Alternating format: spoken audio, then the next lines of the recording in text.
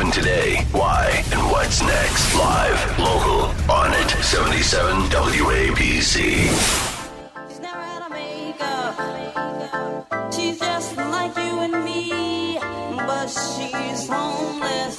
Because my job is to connect you with things that have been transpiring not only today, but in the past few days. For instance, like on St. Valentine's Day, we were freezing. Our collective took us off. It was like 20 degrees below zero. The hawk was talking. And there was the mayor, your mayor, not mine, Comrade Bill de Blasio. He was down underground in the subway system. And he was accompanied because, you know, he's such a big bird. He's like a scarecrow. Osmosis is taking place. About a month ago, I wrote an op-ed piece in the New York Post saying if you actually talk to the homeless people in Penn Station and around the Midtown area, you'll find that a large number of them are migrating from New Jersey.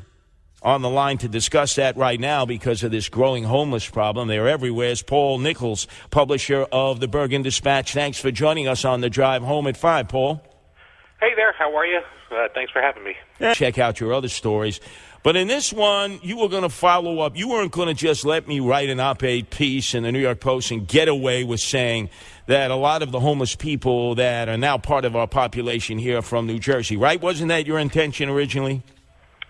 Well, no, that was, I read your piece. It was actually sent to me by someone who has worked at the homeless shelter here. And it was, hey, New York should thank, New Jersey should thank New York because you're right on the money. We send them to you by the busload.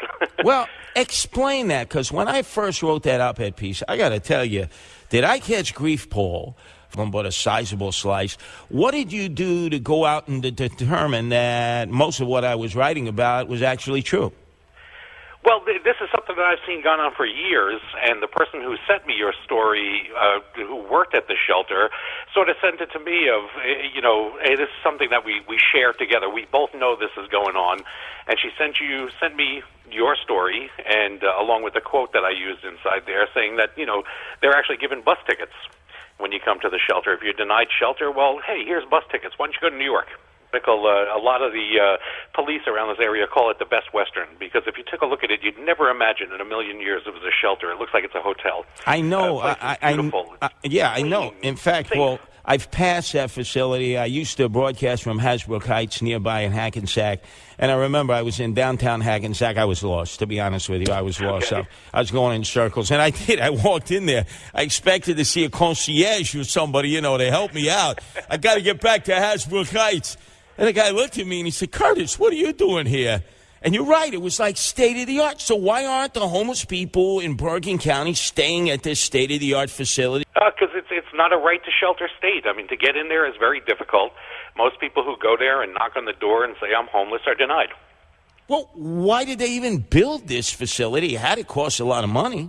Oh, yeah, $11.4 million. Well, $11.4 million. The county built it. And I understand they have also a state-of-the-art kitchen facility that is never used. Oh, has never been used. I mean, when you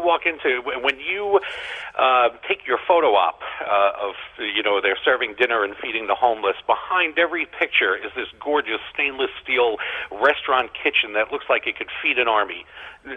Things never been used. Now, as a good reporter and obviously from a good publication, the Bergen Dispatch, when you've asked your elected officials and those responsible for watching the purse strings